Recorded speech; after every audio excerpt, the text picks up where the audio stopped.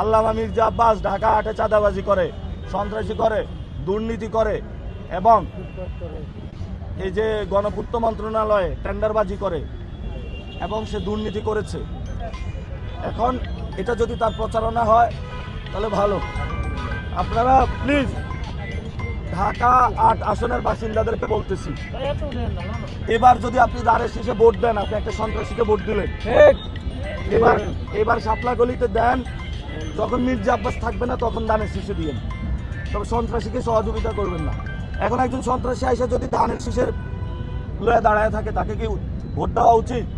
আমার মনে হয় তো তারেক রহমানও বিপদে আছে এই মির্জা আব্বাসকে নিয়ে, খুবই বিপদে আছে। এই জন্য হলো বলবো, বিএনপিও মুক্তি পাইলো মির্জা আব্বাস থেকে, তারেক রহমানও পাইলো, ঢাকা ৮ আসনের বাসিন্দারাও পাইলো। আর আপনারা যদি আমাকে জিজ্ঞেস করেন যে আমরা এখানে কি কি করব, জিজ্ঞেস করবেন, ইনশাল্লাহ আমি সব বলতে পারবো মানুষের জন্য কি করব। ঢাকা শহরে সবাই জানে মির্জা আব্বাস চাঁদাবাজ। যুব দল, ছাত্র দল, এই মার্কেট থেকে কে টাকা তোলে? এটা কি ভূতে তুলে? পরিবহন সেক্টর থেকে টাকা তোলে কে? ভূতে তোলে নাকি শেখ হাসিনা তোলে? ঢাকা মেডিকেল থেকে টাকা তোলে কে? তোলে ভূতে তুলে? বারডেমের এখান থেকে টাকা তোলে কে? ভূতে তুলে? এগুলো তো ভূতে তুলে না। ওই ভূতটা হলো মির্জা আব্বাস। এটা হাওয়ার মধ্যে থাকে আর একটা সন্ত্রাসী বাহিনী পালে, চাঁদাবাজি করে। ও টাকা দেওয়ার সময় কে চাঁদা রসিদ দেয় নাকি? তো তাহলে যারা এই দোকানপাটে যেখানে প্রবলেমগুলো চলতেছে, 12 তারিখের পরে দেখবেন সবাই এসে মুখ খোলা শুরু করবে।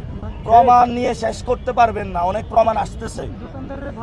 এই যে দুর্নীতি, মির্জা আব্বাসের দুর্নীতি, আপনারা পত্রিকা দেখেন নাই, আপনারা পড়েন নাই মির্জা আব্বাস যে দুর্নীতি করছে।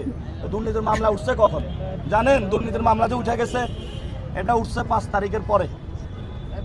5 তারিখের পরে এই দুর্নীতির মামলা ওনার উঠে গেছে। উনি এখন বাংলাদেশের সবচেয়ে বড় আলেম আল্লামা মির্জা আব্বাস।